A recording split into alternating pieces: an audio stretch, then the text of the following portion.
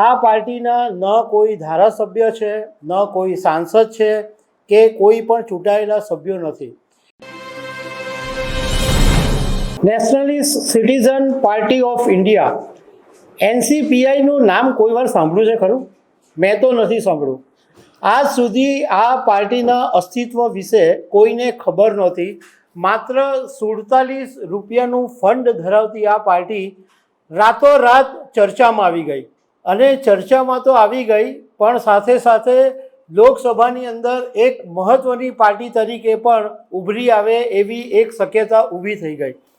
તો એવું કેમ બન્યું કે આ NCPI અચાનક એકદમ મોટી પાર્ટી બની ગઈ? તો આના વિશે તમારી સાથે વાત કરીશ. મારું નામ રાજેશ શાહ છે અને તમે જોઈ રહ્યા છો ગુજરાતના સૌથી મોટા ડિજિટલ ન્યૂઝ પ્લેટફોર્મ ખબરછે.com. NCPI ત્રિપુરા અને બંગાળી ભાષામાં એક પાર્ટી છે અને હજુ 2023માં આ પાર્ટી બનેલી છે.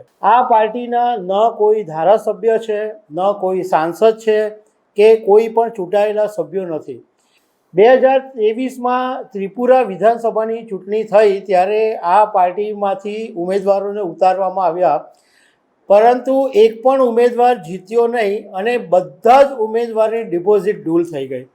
હવે આ પાર્ટીનું જે ફંડ છે એ માત્ર 47 રૂપિયા છે, 47 રૂપીઝ. 47 રૂપિયાનું ફંડ ધરાવતી પાર્ટી અચાનક ચર્ચામાં આવી ગઈ, કારણ કે TMCના જે 20 બળવાખોરો છે એ આ પાર્ટીમાં જોઈન થઈ ગયા અને આ પાર્ટીની અંદર વિલય થઈ ગયા. એટલે આ પાર્ટી અચાનક રાતોરાત સેન્ટર લેવલે ચર્ચામાં આવી ગઈ. અને NCPI વિશે જ્યારે કોઈને બી ખબર નહીં હતી, આ પાર્ટી વિશે ક્યારેય કોઈ ચર્ચા નહીં થતી હતી. અને ભારતના ચૂંટણી પંચમાં નોંધાયેલી પાર્ટી છે ખરી, પરંતુ રાજકીય કે રાષ્ટ્રીય માન્યતા પ્રાપ્ત દરજ્જો હજુ આ પાર્ટીને મળ્યો નથી. હવે TMCએ NCPIને કેમ પસંદ કરી? તો આની પાછળ જાણકારોનું કહેવું એમ છે કે TMCના બળવાખોરોને જોડવાનું, તોડવાનું બધું જ જે કામ છે એ ભાજપના માસ્ટર માઇન્ડ ભૂપેન્દ્ર યાદવે કર્યું. અને આખી જે સ્ક્રિપ્ટ છે એ ભૂપેન્દ્ર યાદવે લખી. અને ભૂપેન્દ્ર યાદવના ઘરે વારંવાર TMCના સાંસદોની બેઠક મળી અને એવું પણ સૂત્રો પાસેથી જાણવા મળ્યું કે ભૂપેન્દ્ર યાદવના ઘરે જે બેઠક મળેલી હતી એમાં પૂર્વ CJI પણ હાજર હતા. અને પૂર્વ CJI હાજર હતા એટલે એમને કાયદાનું પૂરેપૂરું જ્ઞાન છે, એ સ્વાભાવિક છે.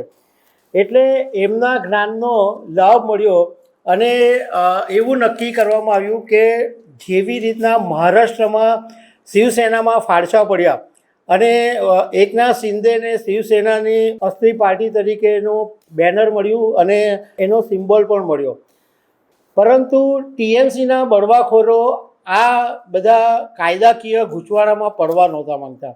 એટલે પહેલાં અસલી TMCની વાત કરતા હતા, પરંતુ એને બદલે એમણે આ NCPIનું રસ્તો પસંદ કર્યો અને એ રસ્તો બતાવ્યો પૂર્વ CJIએ. જો કંઈ પણ આમ તેમ કરે તો દલ બદલું એટલે પાર્ટી બદલવાનો જે કાયદો છે એમાં ગૂંચવાઈ જવાય અને એની અંદર મુશ્કેલી ઊભી થાય. એટલે આ NCPIમાં એક પાર્ટીનું અસ્તિત્વ છે જ, ચૂંટણી પંચના લિસ્ટમાં પણ નામ છે જ. એટલે એમાં જોડાઈ જવાથી કોઈ પ્રોબ્લેમ થાય એવો નથી. અને બીજું કે TMC માટે એવું પણ કહેવાય કે ભાજપ સાથે સીધા જોડાવાની જે છાપ છે એ પણ ટાળી શકાય, કારણ કે પશ્ચિમ બંગાળના આજની તારીખમાં પણ ઘણા બધા વોટર્સ એવા છે કે જે ભાજપને પસંદ નથી કરતા. TMCને જે સાંસદો બન્યા છે એમને મતદારોએ TMCને કારણે વોટ આપેલા. હવે જો ભાજપમાં સીધા જોડાઈ જાય તો મતદારોનો રોષનો સામનો કરવો પડે. એટલા માટે ભાજપમાં સીધા નહીં જોડાયા અને વાયા NCPમાં આવી ગયા. બીજું કે NDAને સમર્થન આપવાને કારણે આ જે TMCના સાંસદો છે એમની પોતાની જે એક ઓળખ છે એ ઓળખ સચવાયેલી રહે. એટલે હવે જો આ TMCના 20 સાંસદોનું જે વિલીનીકરણ છે એ માન્ય રહેશે તો લોકસભાની અંદર નોંધપાત્ર હાજરી ધરાવતો પક્ષ બની જશે અને એનડીએમાં પણ એક મોટી પાર્ટી, એક સમર્થન આપનારી એક મોટી પાર્ટી તરીકે એનસીપીઆઈનું નામ આવી જશે. કારણ કે અત્યાર સુધીમાં 16 ટીડીપીના, બાકીના 12 જેડીયુના છે, પણ સૌથી વધારે હવે એનસીપીઆઈના થઈ જશે. એટલે એનસીપીઆઈ પાર્ટીનું એક વજન પણ થઈ જશે. એનસીપીઆઈમાં પ્રમુખ કોણ છે એનો પણ હજુ વિવાદ ચાલે છે, પણ અત્યારે આ ટીએમસીના બળવાખોરો આવી ગયા એટલા માટે આ પાર્ટીનું એકદમ જબરજસ્ત ચર્ચામાં આવી ગઈ છે. તો દર્શક મિત્રો, આવી અનેક વાતો સાથે અમે તમને મળતા રહીશું. આભાર.